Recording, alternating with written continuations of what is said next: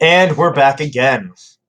So now I can solve for my tension force. Tension force is going to be equal to, let's see, mg sine theta. Oh, look, that problem's solved already. All right, and then I got to solve for what that theta is, though. Oh, well, that's easy enough, because I know that this is going to be mv squared over r is my net force, and my net force is also going to be tension force times cosine theta, which is going to be mv squared over r equals mg over tan theta. So now I take the arctan of, all right, that goes over here. Well, first m's cancel.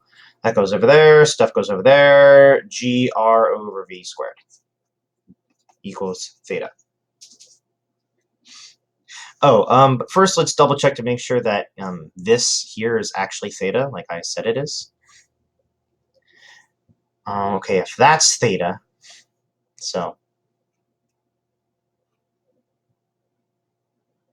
if that's theta, that means, oh, well, two parallel lines, line bisecting it, that must also be theta. Yep, okay, we're legit. Good. Challenge problem number 2. You were designing a new curve for a freeway. Hey, you got upgraded. This curve must have a radius of 25 meters and allow cars to travel in it without slipping, always a bonus. The speed limit is 25 meters per second. The catch, it gets icy here, so you don't get to use friction. So here's my road going into the screen and turning to the left, just in case you can't decipher what I'm trying to do here. Here's my car driving into the screen away from us. I see a gravity force.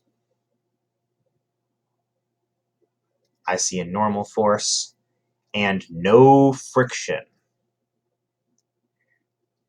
That's all you get. Solve for that angle. Pause. And you're back. All right. Well, oh, this is going to work a lot like the tension force in the last problem. I'm going to split my normal force into x and y components, not gravity force. I know I need to do normal force and not gravity force because gravity force, when I break it into its components, doesn't have anything pointed towards the center of the circle. Not helpful. Normal force does. So that's normal force. We'll talk about what theta is in a second. This needs to be mg, and this is going to be fc. All right, now let's figure out what theta is. All right, if this is theta, that means this right here is 90 minus theta. If this is 90 minus theta, that means that this angle is theta, which means this is 90 minus theta, which means that's theta.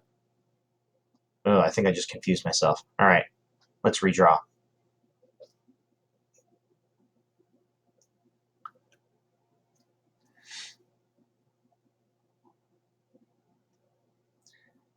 All right, that is theta.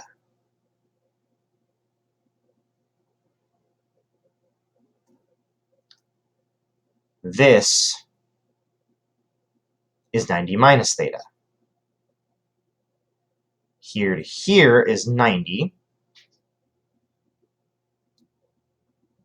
So this is going to be theta. All right, does that mean that that's theta?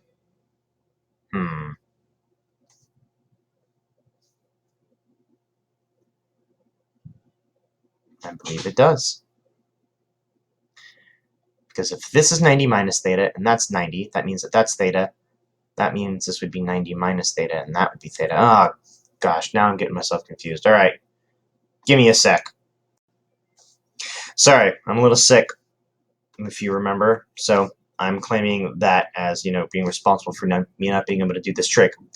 Yes, if that's theta, that means that this is also going to be theta. because, you know, that's how lines work. But since I had so much trouble with it, I'm going to demonstrate it for you really, really fast.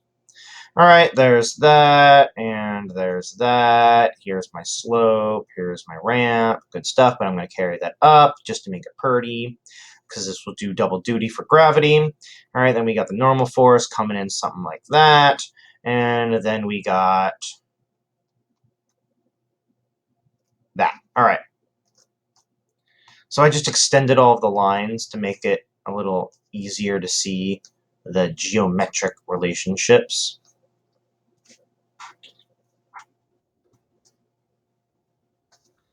If that's theta, and that's 90, that means this is 90 minus theta. All right, here to here is 90.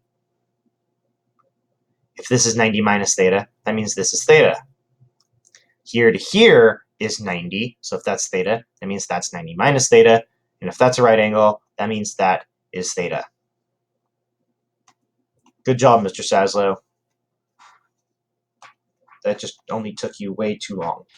All right, so in any case, moving right along, whatever.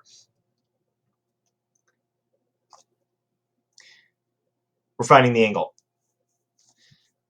All right, well, I know that